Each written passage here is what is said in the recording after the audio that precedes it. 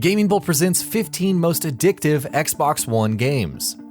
Just one more game, just one more match, just one more quest, just 5 more minutes. We tell ourselves these lies more often than we'd like to admit, but the fact that the games that make us do this are so damn fun makes it a little easier to swallow. Many people can fault the Xbox One for lagging behind its competition as far as exclusives are concerned, but the system still has so many games that can suck you in like a black hole. In this feature, we're going to take a look at the 15 most addictive Xbox One games. Without further ado, let's jump right in. Rocket League. Who'd have thought that a game about playing football with cars and monster trucks would be this much fun? Well, it is. It may be outlandish and weird, but perhaps that's just what works so well. Rocket League took the world by storm when it first launched 3 years ago, and people haven't stopped playing it ever since. Every match is fast and exciting, controlling the vehicles is a blast, while the short duration of every game, as well as their fast-paced nature, makes it just so easy to stay for another game, only to find out a little later that you've been playing for over 3 hours straight. FIFA and PES. There are so many people around the world who play FIFA and PES literally all year. For many gamers, one of these two franchises is the thing that they play the most, while for others, they're like comfort food that you keep going back to again and again. It's the inherent hook of sports simulation titles, and well-made ones at that, of having extremely enjoyable and fine-tuned gameplay that makes these two franchises so damn addictive. Not to mention the fact that FIFA's Ultimate Team can be a massive time sink, in a good way, of course. Minecraft Xbox One Edition. Minecraft, the game where you have no goal, no end game to work towards, but the game you just cannot stop playing. There are so many people, literally millions in fact, that have spent hundreds of hours playing nothing but Minecraft, and that's not even an exaggeration. The loop of mining, crafting, and building gets the creative juices flowing like few other games do, making the very concept inherently addictive and utterly compelling. One might argue that the aimlessness of it all can be a little off-putting, but then again, that isn't really the point of Minecraft, is it? Tom Clancy's Rainbow Six Siege. Rainbow Six Siege didn't start off strong, to say the least, but through several updates and iterations, Ubisoft have improved the game to the point where it feels like a completely different experience from what it once used to be, at least in terms of quality. In a market that is dominated by mind-numbingly action-oriented shooters, here's a game that actually puts emphasis on things such as tactics, strategy, cooperation, and communication with your teammates. As such, every match in Siege is a thrilling encounter, which makes logging in for yet another match that much easier. Titanfall 2. Titanfall 2 was truly one of the best first-person shooters to have been released this side of Half-Life 2, and it's an absolute shame that it didn't perform as well commercially as EA expected it to. Defined by fast, kinetic, and thrilling movement, as well as exciting, intense shooting, Titanfall 2 offers a different kind of experience than most other shooters on the market. Its campaign has some of the best designed missions we've ever seen in a shooter, with its excellent mix of platforming and shooting, while its multiplayer is an absolute blast. Here's hoping EA will give Respawn the go-ahead for a sequel, because this is one series that truly deserves it. The Witcher 3 Wild Hunt. A few years from now, when the dust has settled on this current generation, The Witcher 3 will undoubtedly be remembered as one of the greatest games ever made. Hell, it already is. Its strong writing, fascinating cast of characters, and spellbinding storytelling by themselves are enough to hold your attention, at the very least. But there's so much more to it. Each quest in the game has meaning and weight, even the side quests, some of which are actually better than many of the main ones, while the beautiful, immersive world itself is full of sights to behold and things to do. Forza Horizon 3.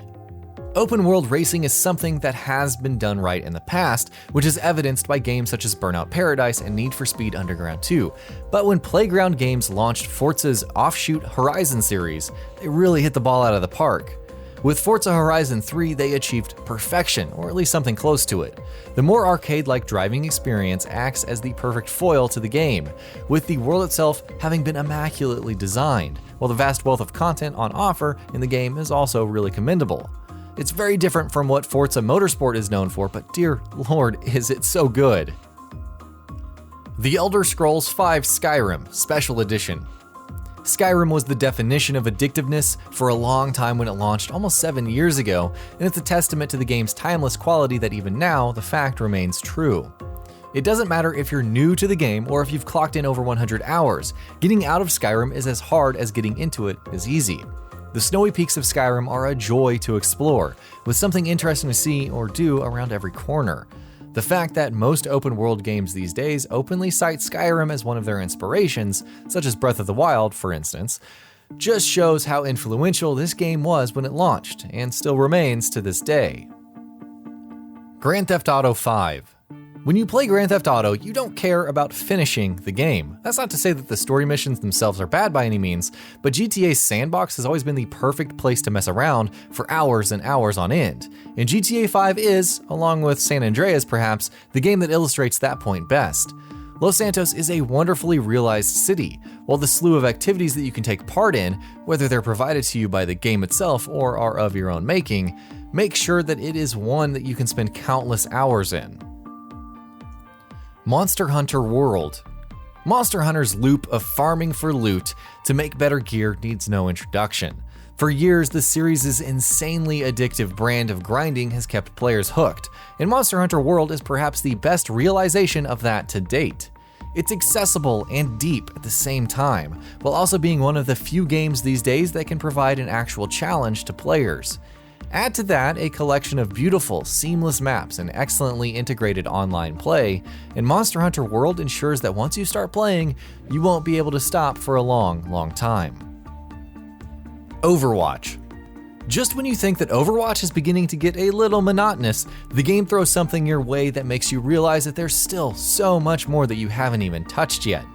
It has a roster of over 20 heroes, and each one of them is distinctly different from each other.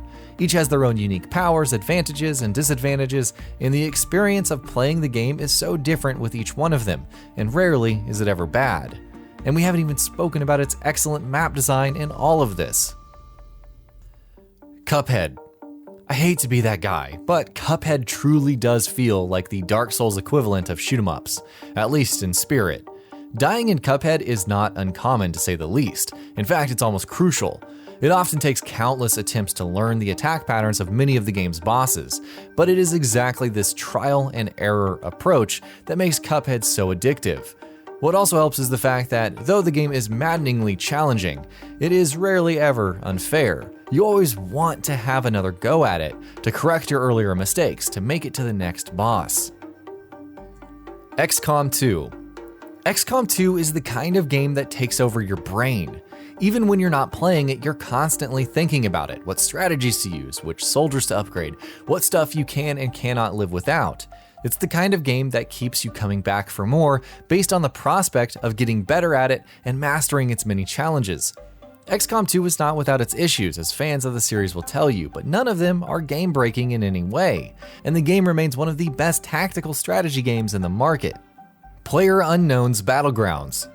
Battle Royale modes have been around for plenty of time, but it wasn't until PLAYERUNKNOWN'S Battlegrounds that their true potential was fully realized.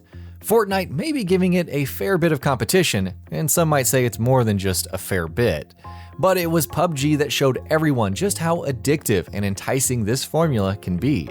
Just think about it, there's only one map in the entire game, on the Xbox One at least, and yet people still cannot stop playing it.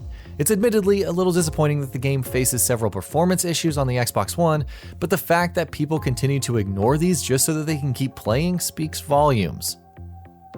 Metal Gear Solid 5: The Phantom Pain. Metal Gear Solid 5: The Phantom Pain is so unlike its precursors, but what a game it is.